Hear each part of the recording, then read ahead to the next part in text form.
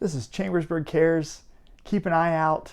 Mock teen bedroom setup here. So we're just trying to show parents and adults really some of the signs of drug and alcohol use with youth at home, and some that maybe we're unaware of or we don't think about, some of the hidden signs here. So we have our setup. We got the idea from the Huron Valley Coalition in Michigan, and we've used kind of the same setup and some of the same materials to create our own mock bedroom setup here. So there's really kind of 3 or 4 different categories of items that we want to show you. And what we did is we went on Amazon and spent about 45 minutes purchasing about $700 worth of items that were sent in a week or two, and that's a majority. And we built onto our inventory since then, but these are all different items that, like I said, can be signs of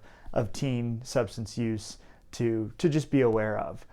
So we'll start with kind of the first category is sort of secret hiding places or hidden items that way. And there's a lot of items that you can get that will hide different substances. So your sort of secret safe as far as different drinking bottles and can materials that you can stash different substances in, or you can have money or different things like that that are used or involved in the sale and use of those substances.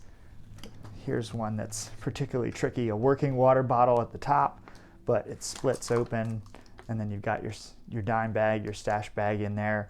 And a lot of these items, even if they don't buy them pre-made, there are videos to be able to make them as well. So that's another thing to be aware of, is if they're not getting them shipped to your house necessarily, they can sometimes create them themselves. Here's, again, a working deodorant bottle that the bottom pulls out so you could stash something in.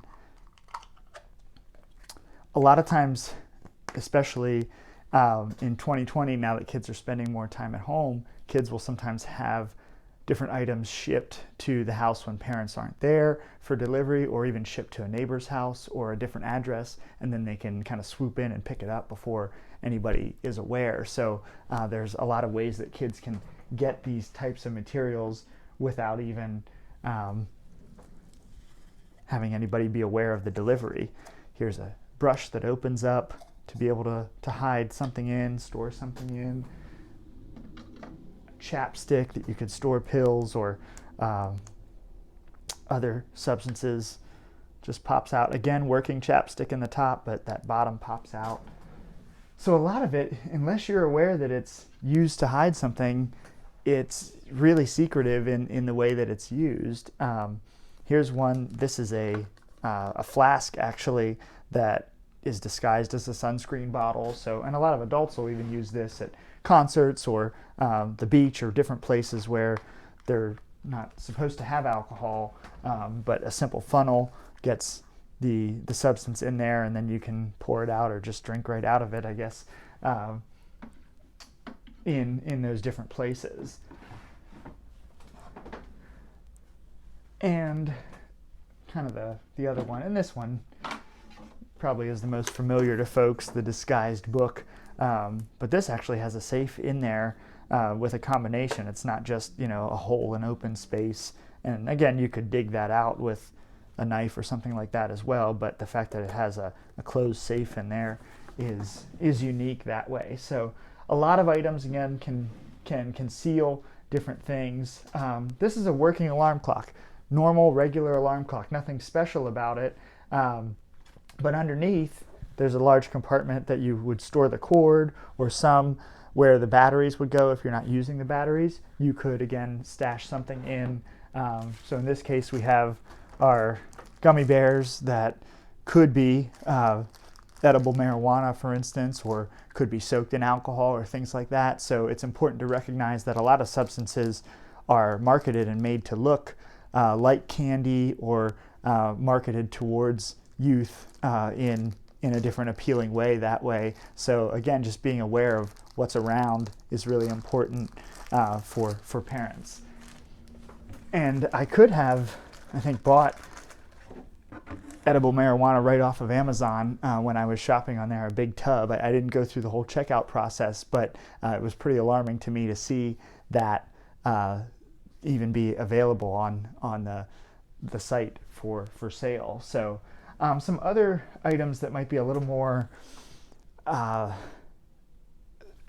severe as far as showing different substance issues or more blatant would be if your teens are using different over-the-counter medications, sometimes to hide the symptoms of their drug and substance use, or they could be outright abusing those over-the-counter medications. I know there's like a Benadryl challenge that you're seeing on social media sometimes lately, so there are some different things, again, with kids at home a lot more this year. It's something, again, to be aware of, especially, and prescription drugs also.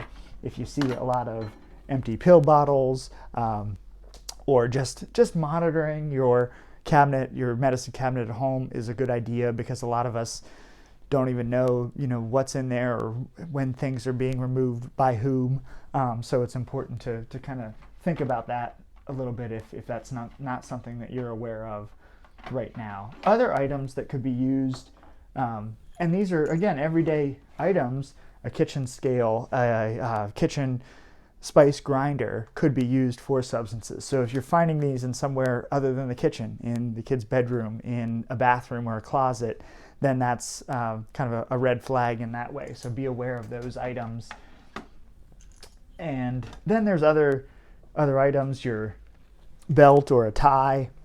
Again, if it's in a suspicious place or has a particular odor or stains, blood droplets on it, something like that, that might be a sign of use as far as tying off for an injection of some sort of substance that way. And other items, the whips, so the CO2 cartridges, which are used legally and availably to mix like a whip topping on whipped cream in restaurants and places like that, on your fancy coffee, things like that. Well, kids will take this and just inhale the contents to be able to get a high from. So people call them whippets or different things like that. So that's one that you can be aware of, that can be used and disguised easily because it has other uses that are not substance uses necessarily. So just being aware of those types of things.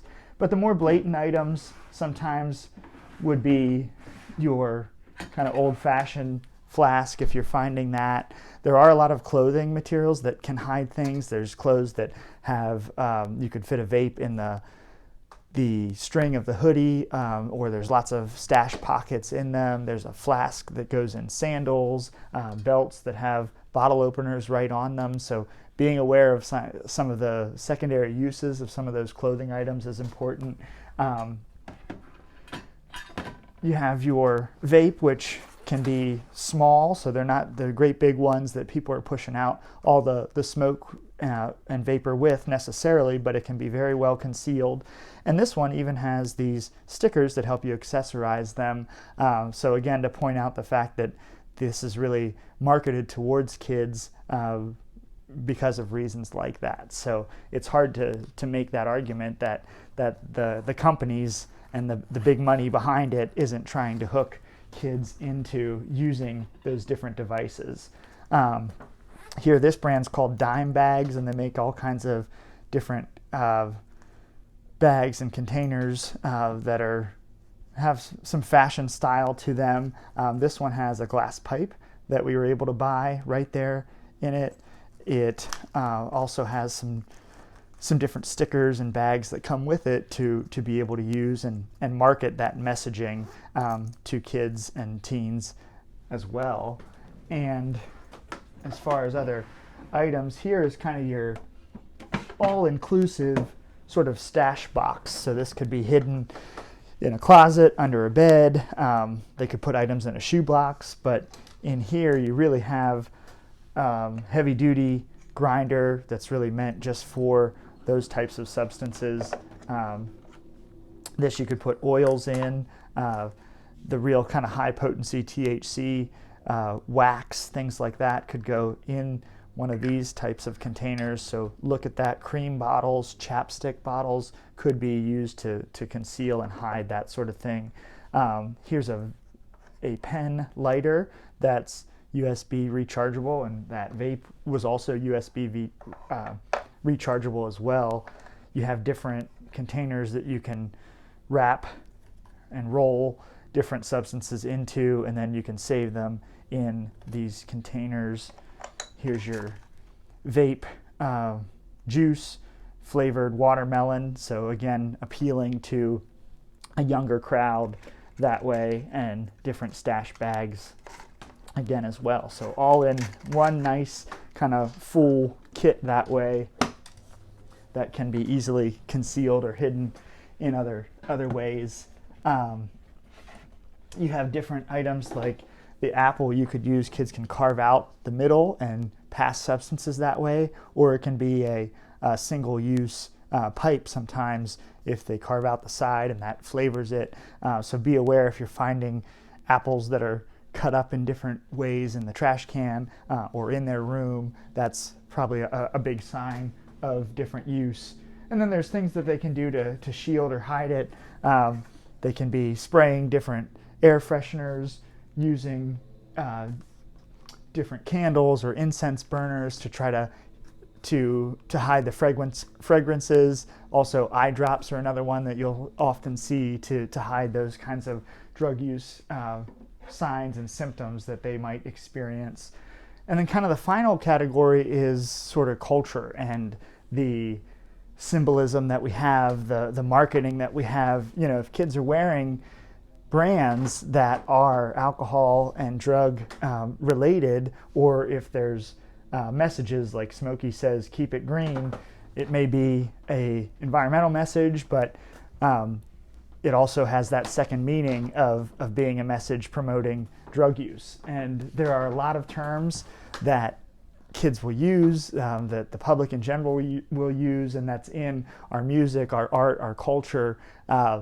And so it really transcends all the different levels of our society. And so we have to be aware of that and talk about that with our kids, so we're aware of what they're doing and what they're promoting, what they're using. Here's a pair of socks that have the chemical THC design right on there. So if you didn't know that that's what that was, you might think, oh, they're just a chemistry student who has that kind of interest. So a lot of hidden symbols. Sometimes you'll see like 710, which upside down would spell oil. So that might be a reference to using, again, those high potency substances, or different logos that have like a drip on it might, again, reference that sort of thing. So just being aware of some of the marketing that's out there and appealing to them. So what you want to think about then is having that conversation with your kids early and often about substance use, and hopefully trying to encourage them to avoid those kinds of behaviors, and also being aware of what's in your own home. So being aware of what's in their room, aware of what's in your fridge, what's in your medicine cabinet, so that you can be proactive and you're not